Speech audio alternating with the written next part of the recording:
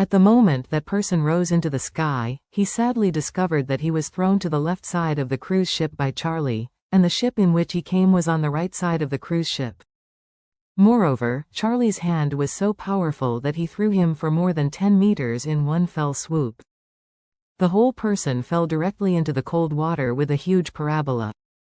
The location here is not far from the open sea. The water depth has reached thousands of meters, and it is winter, and the sea is bitterly cold. When he fell into the sea with a thump, the impact itself made him feel pain. Immediately afterward, the clothes on his body were completely soaked in cold water, and all of a sudden he felt like an ice cellar. In this case, he could only struggle desperately, trying to swim back to his boat. However, the sea was very windy and he was just in the downwind direction, so no matter how hard he swam, he still failed to narrow the distance between him and the cruise ship by even a few meters. Just when he was desperate, there were a few more thumps on the sea. It turned out that the few people left were thrown into the sea one by one, like dumplings. The lives of these people are far worse than the first one. After all, the first kid was not beaten and was thrown down. But other people didn't have such good luck. They were first beaten and wounded by Charlie, and then thrown into the sea, which basically lost half their lives. The remaining half-life is not enough in such cold water. Several people screamed and thumped desperately, for fear of sinking directly to the bottom of the sea and losing their lives here. On the ship carrying Ruoli, the captain and several sailors were shocked. What happened? Ruoli led the team. A total of 7 people went to fight, but 6 were thrown into the sea? The sailor asked at this moment, "Captain, do we want to save them?" The captain said with an indifferent expression, "Save them? Don't forget our mission. Focus all your energy on Miss Sue. The lives of these people are not worth mentioning." When the sailor heard this, he had to shut his mouth with interest. At this time, on the deck of another ship, Ruoli's heart has been cold for more than half. She really didn't expect Charlie to have such abnormal strength. Moreover, not only the strength is abnormal, but the working style is also abnormal. He actually threw all her subordinates into the sea. Is this a human job? As the saying goes, if you want to kill, you have to kill them. Their strength is not good. It doesn't matter if you kill them directly, but why throw them into the sea? Thinking of this, Ruoli couldn't help but worry about herself.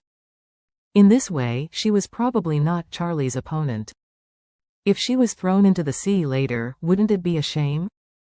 Ruoli didn't doubt her abilities. She believed that even if she was thrown into the sea, she could easily swim back to the boat. It's just that she grew up so old and had never suffered such a loss, so she couldn't accept it for a while.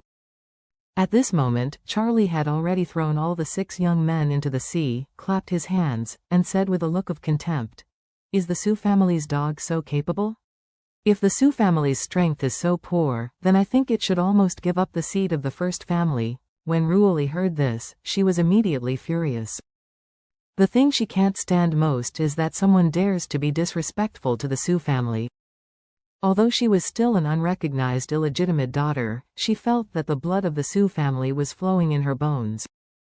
Therefore, in any case, don't let others blaspheme the Sioux family. So, she angrily reprimanded, "Boy, dare to be disrespectful to the Sioux family, you are looking for death." Charlie sneered, "Why? This is disrespect to the Sioux family? I tell you, sooner or later, I will let Chungfeng and Zin kneel down in front of me and beg me to forgive them." Ruoli felt a buzz in her head in this one. Chungfeng is her grandfather, and Zin is her biological father. Since she was a child, under the indoctrination of her mother, she has a fascination with her father. Therefore, at this time, she could not wait to torture Charlie on the spot in order to avenge him for insulting her father. At this moment, she took out a sharp black blade dagger from her waist, and said coldly, "Boy, today I must make you die without a place to be buried." Saying it, Ruoli yelled and rushed towards Charlie.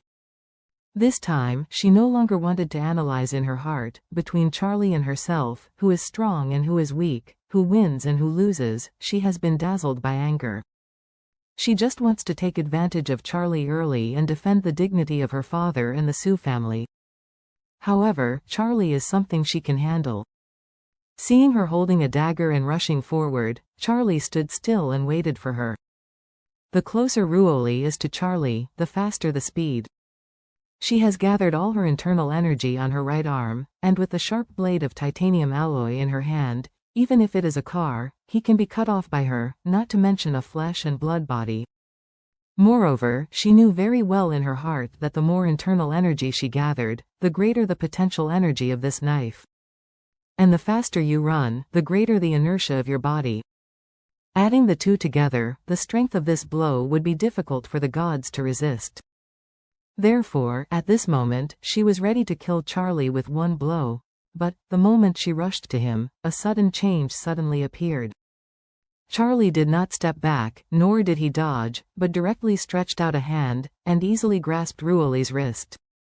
Ruoli felt as if her wrist was completely fixed, unable to move at all, and her heart was shocked. And her worldview was almost completely subverted at this moment. She learned the peak martial arts of the He family since she was a child.